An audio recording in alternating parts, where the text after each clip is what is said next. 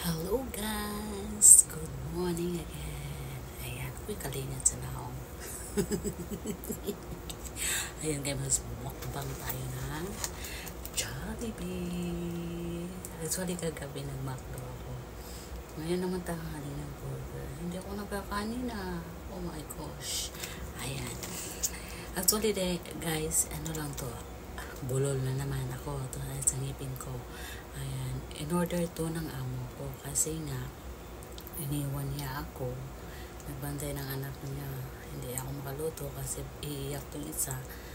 Ayan, ito guys, in orderan niya ako ng McDo.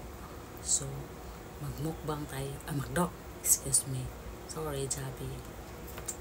Ayan, hindi ko alam bakit siya nag-order ng Jollibee kasi akala ko kung anong i-order niya. Pinakita niya kanina, hindi ko alam na Jollibee pala yun.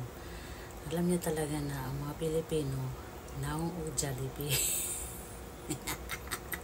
Paborito ang Jollibee. Ayan na guys, kakain tayo ng burger. Actually guys, ang dami niyang ganito. Akala ko hot drinks. Diyos ko, gravy lang pala ang dami. Dalawang ganito. Imagine nyo, akala ko kung ano in-order niya ganito, gravy dalawa. Dami. Tapos sangkok tayo, diba? In-order lang niya to sa labas. Kain tayo. Ayan. Diba? Oh, chica. Oh. Hot sili.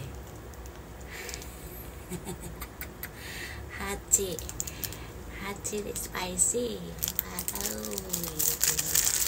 Kain tayo. Namilos ng mukha ko. Sino tayo ng kaso? Masarap to guys. Kain na.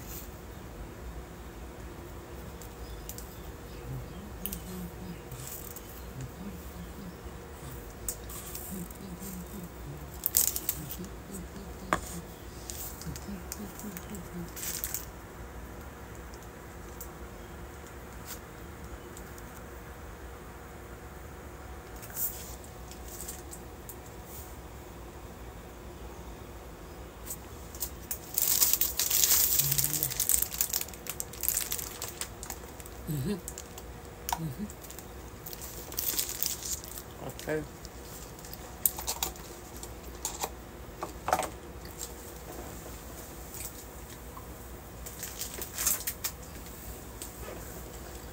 Tumulo na.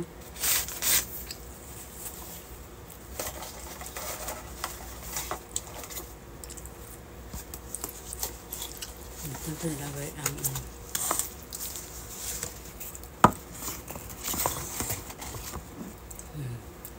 burger. Ganyan natin kasi pag tumulo ang gravy, dito lang siya masalot.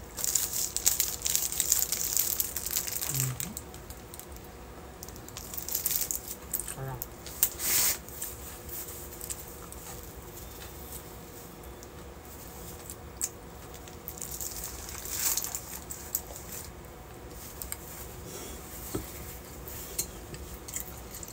Huwag kang magiting.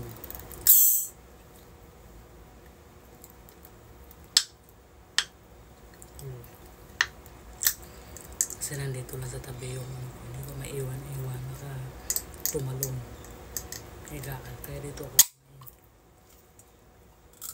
sarap ng tulog niya.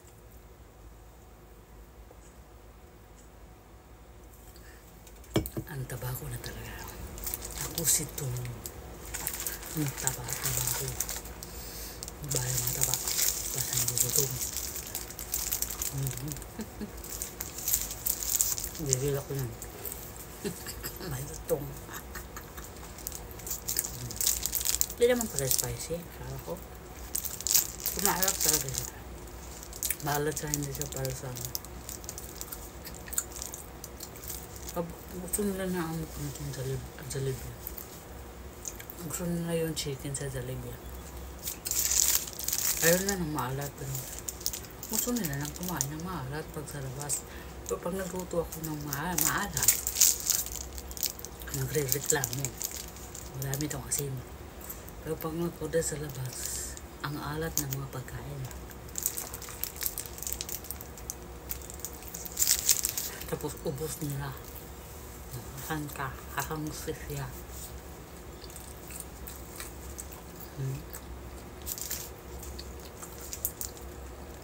Ang hirap kumain pag wala kang ipin.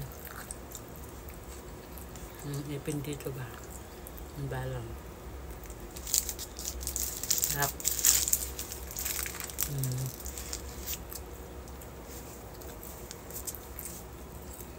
Marami ng Jollibee dito sa Hong Kong. Kaya naman parang marami na ang brands. Magkatabi pa minsan yung McDo sa Jollibee. Mag-partner talaga sila. Ano lang sa McDo, wala silang kanin.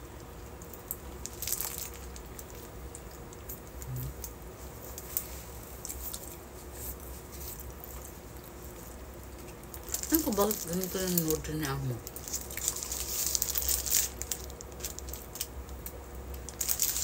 Mahal. Tapos yung order ng kanin lang sana.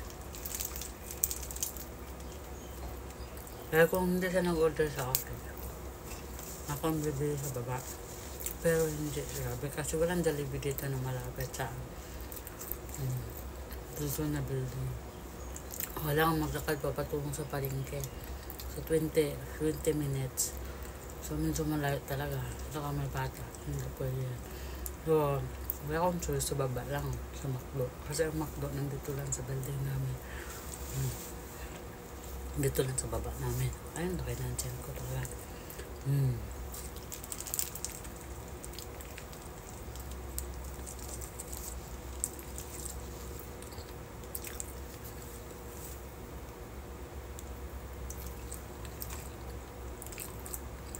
Ba't ang ganda ko dyan? Pag ipahiga akong sa'yo, hindi ako maganda. Kung hindi ako maganda, ang dami kong tigaw ko sa mukha. Yung purpose ng reset ko na. Yung mga rin. Diba nila, minsan lang naman tayo nagagawa. Minsan lang naman tayo nagaganda.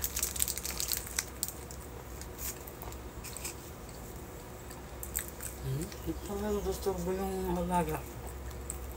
Sarap ng tulog niya. Yung talagang nanan siya pag yung tulog na kaano lang.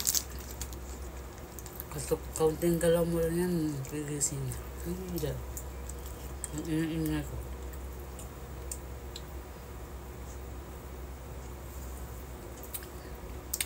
Dito sa Jollibee, may Coca-Cola. Saan ka pa? Cheers sa Coca-Cola.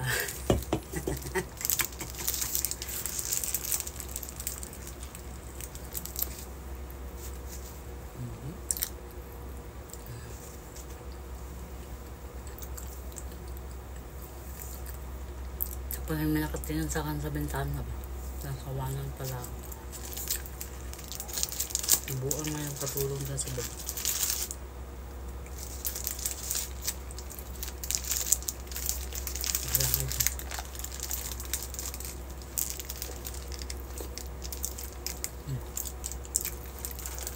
Don't me.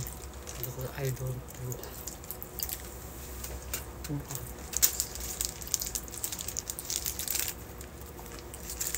Don't you. Because I don't.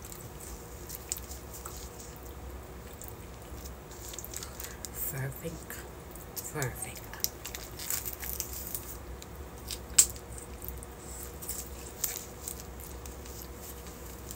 Kung lang kamatis. Ang kamatis, dahon lang. Lugi. Mura lang naman kamatis. Mura ang basta yung tingnan ng tubig ko. Hindi naman malaki. Kinuha rin na medyo.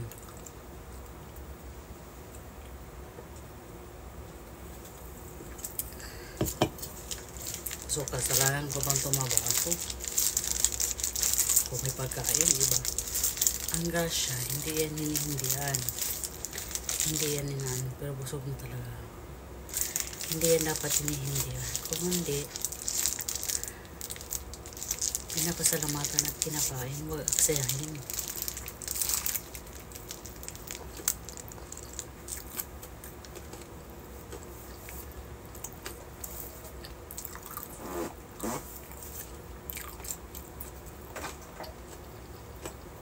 Maging blessing dahil sa lahat ng bagay. Kapag bagay man yan, magpasalamat. Diba?